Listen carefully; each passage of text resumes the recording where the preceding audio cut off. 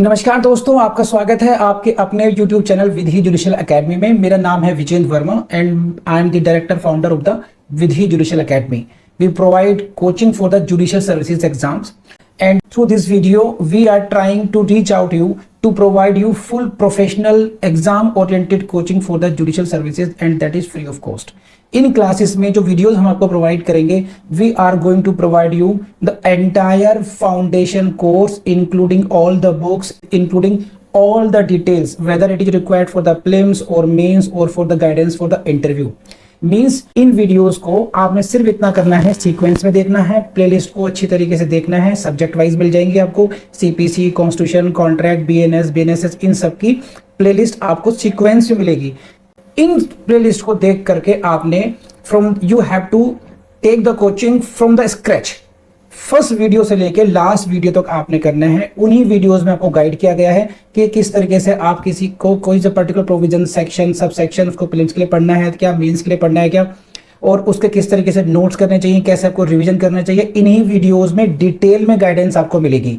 तो प्लीज आपसे ये रिक्वेस्ट है, आप ये ना समझें कि यूट्यूब में फ्री में दिया गया है तो फिर ऐसे ही होगा। ये वो प्रोफेशनल कोर्स है जिसके लिए हम लोग अच्छी खासी हाई फीस लेते आए हैं स्टूडेंट से, लेकिन एक टाइम आता है इंसान को समाज के लिए भी करना चाहिए, और उसी इंटेंशन के साथ में we are providing you the entire course free through the YouTube channel Vidhi judicial academy. तो प्लीज हर वीडियो की जो थंबनेल है उसको देख करके आपको आइडिया लग जाएगा कि इसका सब्जेक्ट क्या होने वाला है। कुछ टॉपिक्स ऐसे होते हैं जिनको एक लेक्चर में कवर नहीं किया सकता, तो उसमें लेक्चर नंबर 1, 2, 3 सीक्वेंस से मिलेगा। प्लीज उस तरीके से देख लीजिएगा, और नोट्स आपको अपडेटेड मिलेंगे, उसके लिए कहीं जाने की जरूरत नहीं है। नोट्स का जो लिंक मिलेगा आपको डिस्क्रिप्शन बॉक्स में मिल जाएगा आपको। And thank you very much, wish you all the best. So ऐसा करते हैं हम लोग, देखिए इन जनरल आप ये सुनने की कोशिश की, लिखना मत अभी, just see on the board. Suppose a suit has been filed by A against B. So we will say A as the plaintiff and B is called defendant. Fine. He filed the suit, he instituted the suit through plaint. And in his plaint he has made so many allegations. Number 1, he has demanded recovery of possession of property. He has demanded mean profits. He has demanded certain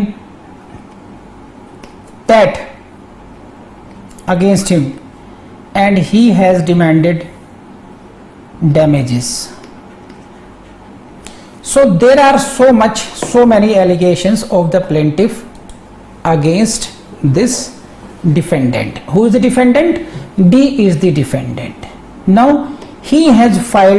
plaintiff has filed his plaint, and within his plaint he has made so many allegations, and therefore he has claimed so many reliefs for him कि I want recovery of possession, I want possession of my property back, I want mean profits, I want damages, I have given him debt as well, I want the recovery of that money as well. So there are so many prayers on behalf of the plaintiff.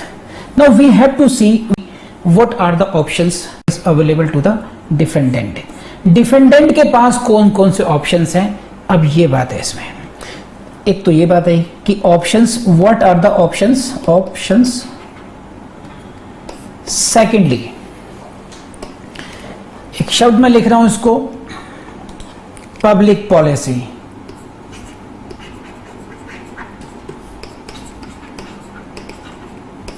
Public policy is what avoid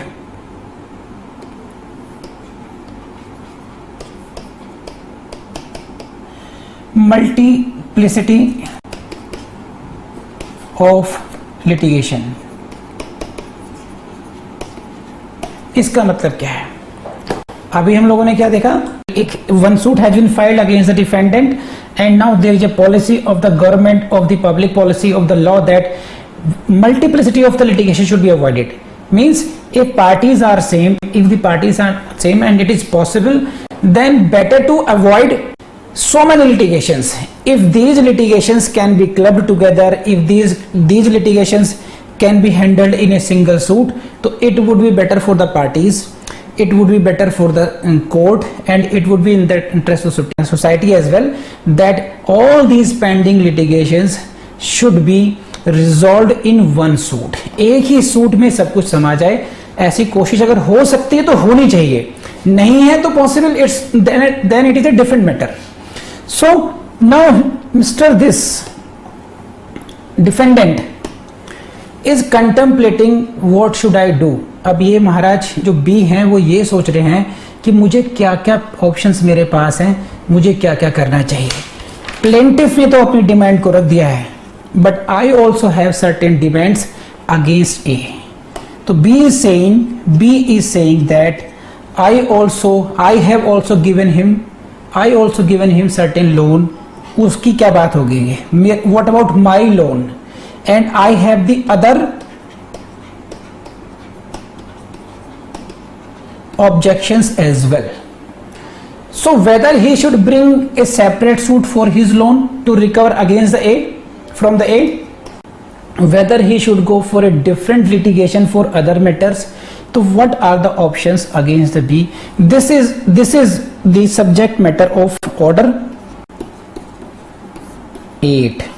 What are the options available to the B as a defendant? Defendant B के पास कौन कौन से options हैं, इसके बारे में बात करता है आपसे order 8, and this is what order 8, and this is written statement. Written statement is what? Written statement is the reply of the plaint. जो प्लेंट ए ने फाइल की है, ए ने बी के फाइल क्या किए, प्लेंट फाइल की. Now B will file his reply to the plaint of A, and that will be called what, written statement. So basically legally speaking जो रिटन स्टेटमेंट है, that is what, that is the pleading of defendant. Defendant की pleading को हम क्या बोलते हैं, written statement. ये हुई रिटन स्टेटमेंट. और प्लेंटिफ की प्लीडिंग क्या बोलेंगे, प्लेंट. तो right now we are dealing with the written statement. अब डिफेंडेंट है, रिटन स्टेटमेंट इन्होंने फाइल करना है. Now he will have to see what I can write in this. मैं WS में क्या क्या बात कह सकता हूं, मुझे मेरे पास क्या क्या ऑप्शंस हैं इसमें. तो number 1 he has option deny the allegations of the plaintiff. Plaintiff ने जो बातें कही हैं, जो एलिगेशंस लगाए हैं कि you are in the wrongful possession, you have taken the loan against me, if you want to deny them you can deny those, and for that purpose we have read 3, 4 and 5 if you remember that, or you can say 2 to 5. all these deals with all these things. 2 to 5 हो गया, got it or not. And then there is second option कि if you also says that, एक तो हुआ कि whatever you are saying that is wrong. Suppose कीजिए कि madam Shivani is the plaintiff and I am the defendant. Shivani madam ने जितने भी क्लेम किए हैं, जिनकी चर्चा हमने की है, तो एक ऑप्शन मेरे पास ये है कि शिवानी मैडम के जितने भी एलिगेशंस हैं, जितने भी उनके क्लेम्स हैं, those all claims are false, frivolous and vexatious. केवल मुझे दुखी करने के लिए उन्होंने पिटिशन फाइल की है, प्लेंट फाइल की है, otherwise there is no substance in these claims. तो ये हुआ. But in addition if I know and I believe कि I have given her some loan, मेरा भी कुछ ऐसा है जो मुझे उनसे लेना है, then I have the other options, 2 options, and those are called set off and counter claim. एक ऑप्शन है हमारे पास सेट ऑफ का और दूसरा ऑप्शन है हमारे पास काउंटर क्लेम का। सेट ऑफ करना और काउंटर क्लेम करना, इसकी चर्चा हम ऑलरेडी पहले कर चुके हैं। And right now we have started the set off and counter claim के, इसके बाद में जाएंगे हम लोग। तो we are going to deal with the set off as part of the written statement which is filed by the defendant. Set off का जो बैकग्राउंड है आई बिलीव कि आपको समझ में आया होगा। Now I come to the meaning of this set off and what is this. Now start this. So basically what the plaintiff has claimed. Plaintiff, मैं इसको पीएफ लिखता हूं हमेशा, plaintiff made a claim.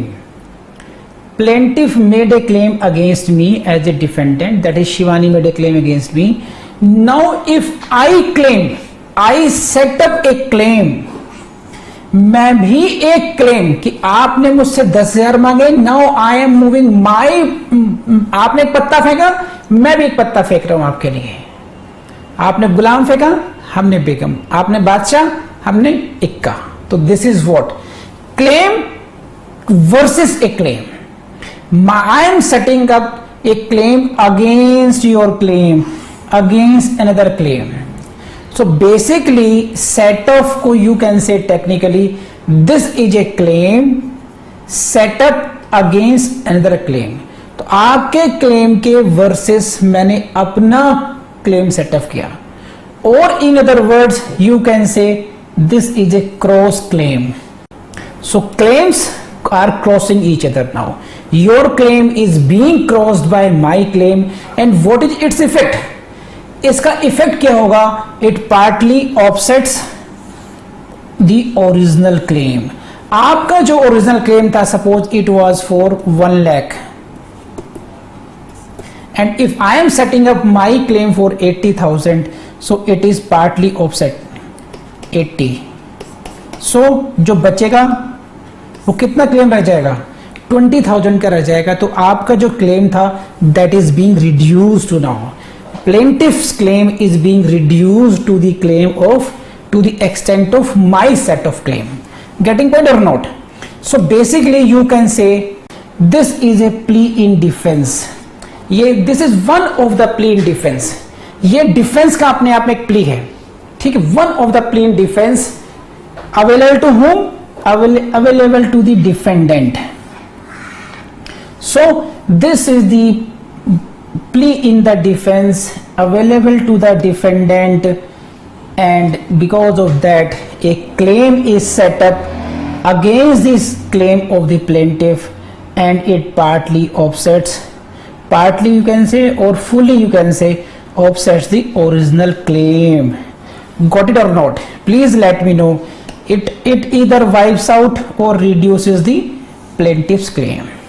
So basically if I put forward my claim for set off, इससे क्या हो रहा है कि जो plaintiff का claim है जो इतना था अब वो reduce, if allowed, अगर कोर्ट मेरे claim को allowed कर दिए तो it gets reduced. So ये है basic concept of set off, जिसमें मैंने आपको बताया कि ये हमारे पास options थे कि केवल उसी की बात को डिनाई किया जाए अपोजिट पार्टी की, and it is in addition now कि यही नहीं है बेटा, तुम तो झूठे हो ही हो। अगर सच्चाई है तो एक बात और सुन लो, मेरे भी आप पर निकलते हैं, उसका क्या? अब बात होगी है। तो अब अगर ऐसा होगा, if it happens then what will be the effect of this? Set off का इफेक्ट क्या होता है पहले उसको जानते हैं अच्छे तरीके से कि I have put forward my claim, मैंने सेट ऑफ का क्लेम आपके सामने रख दिया। Now there are two claims, two things. Now you see this, one side is plaintiff, other side is defendant. You see on the board, he has filed plaint and he has filed, we say is WS. Within the WS, what he is doing now, he is denying denying to facts of plaint. He is denying to the facts of plaint. In the first and this is in second, he is claiming set off. तो right now we are dealing with this second aspect कि set off ये होगा. What will be its effect? ये बड़ी interesting चीज है. देखिए अब ऐसा समझिए कि तो शिवानी मैडम है, शिवानी मैडम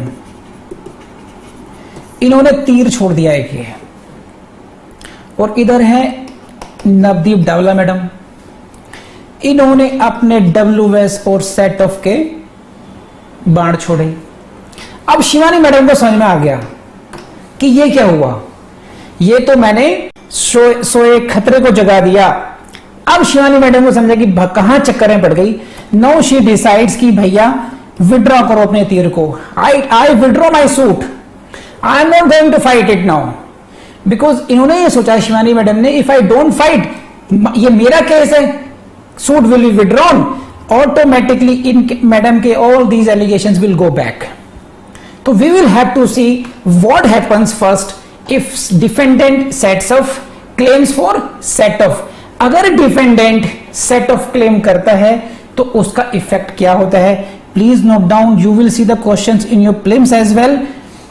Question prelims से मिलेंगे इसलिए इन लाइनों से ध्यान रखना. And this is what effect of set off. Please see this. When a defendant pleads set off, he is put in the position of plaintiff as regards the amount claimed by him. What is this? क्या मतलब हुआ इसका? If I am the defendant and I am pleading set off now, I am pleading set off now. So for the purpose of my claim as set off, this is the claim for only for the set off, I will be treated by the court as the plaintiff. So for my set off, my position will be of as a plaintiff. So my set of pleadings will be treated as a plaint, and now plaintiff will have to reply by filing his reply. That will be called his WS. Got it or not? So basically there are two suits, one by the plaintiff against the defendant and the other by the defendant against the plaintiff, and they are tried together. And this is the question for your prelims as well. So basically within the same suit there are two suits now. One suit is filed by the plaintiff and second suit is filed by the defendant. But the question is this: a separate number however is not given to set off. केवल जो defendant का suit है उसको different number नहीं मिलेगा, otherwise it will be treated as a different suit. Now what happens? Suppose अब Shivani madam घबराई कुछ, है ना. So she thought that I don't appear, she does not appear and her suit is dismissed for default. उसने कहा कि I will not appear before the court, मैं court के सामने जाऊंगी नहीं, कोर्ट मेरा सूट डिसमिस कर देंगे. जब सूट डिसमिस हो जाएगा तो फिर नवदीप डावला मैडम क्या लड़ेंगे? फिर बात खत्म, या तो फिर लाते रहे दूसरा सूट. मेरे सूट में फायदा उठा रही हैं, ये क्या बात हुई? सूट मैं लाई, ये अपनी लस्सी भी लो रही है, इसमें मैं नहीं चलने दूंगी काम. मेरा फायदा हो या ना हो, मैं नवदीप मैडम का फायदा नहीं होने दूंगी. सो ये सोच के इन्होंने क्या काम किया? शी मे ट्राई दैट कि my suit should get dismiss for default. बात ही खत्म हो गई.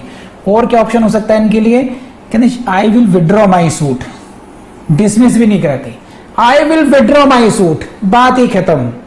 या फिर एक ये हो सकता है, she contested the case but fails to substantiate her claim and her suit is dismissed. So number one category of non-appearance, number two withdrawal, number three she failed to prove her case.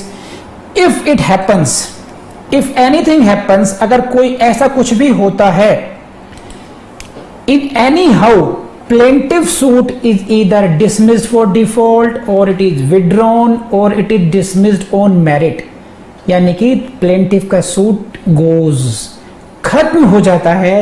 तो my question is what will be the fate of the second suit? हमने क्या बात की? There are now two suits, one of plaintiff का suit अब खत्म हो गया, either it has been withdrawn or it has been dismissed for default or it has been dismissed on merits. Then what about the second suit? क्योंकि second suit आया कब था? जब first suit आया, otherwise लाना नहीं था। तो what will be the fate of the suit of the defendant? Let me know, and the answer is this, and this is the question for your prelims as well.